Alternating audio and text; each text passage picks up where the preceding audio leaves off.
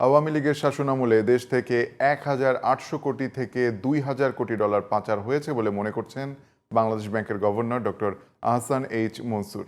মঙ্গলবার দুপুরে বিএফআইইউ এর ২০২৩-২৪ অর্থ বছরের বার্ষিক প্রতিবেদন নিয়ে সাংবাদিকদের সাথে মতবিনিময় সভায় এসব কথা জানান তিনি।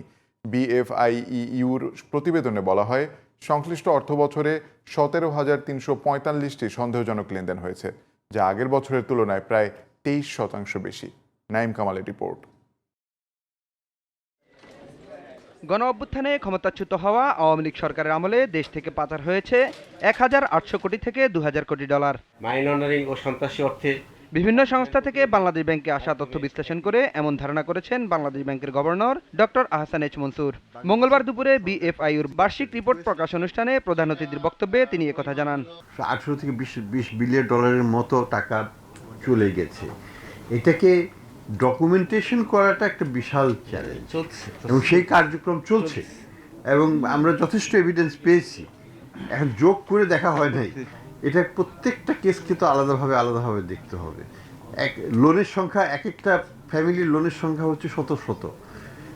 সেগুলোকে কোথায় ইউজ হলো, কোনটা ডাইভার্ট হলো, সেটা বের করা তো আমাদের বিশাল চ্যালেঞ্জ।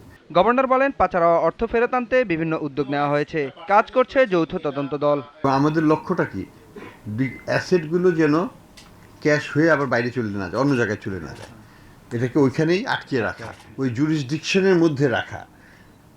তারপরে কি আইনগত প্রক্রিয়া, তখন তাদের কোর্ট দেখবে যে এই টাকাটা কি আসলে সৎভাবে অর্জিত নাকি বাংলাদেশ থেকে লন্ডার্ড করে মানি নিয়ে কি এটা করা হয়েছে, না দুর্নীতির উপায় অবলম্বন করে এটা করা হয়েছে।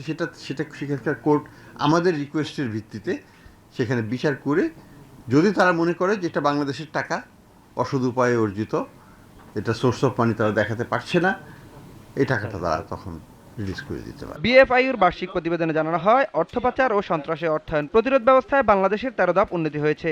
জানানো হয়, basal anti money laundering index 2024 রিপোর্টে এই তথ্য উল্লেখ করা হয়েছে। র্যাঙ্কিংয়ে 46 নম্বর দেশ থেকে 59 নম্বর দেশ হিসেবে জায়গা করে নিয়েছে বাংলাদেশ। গত বছর যেটা পেয়েছি 17,345। Naim Kamal, GTV news, Dhaka.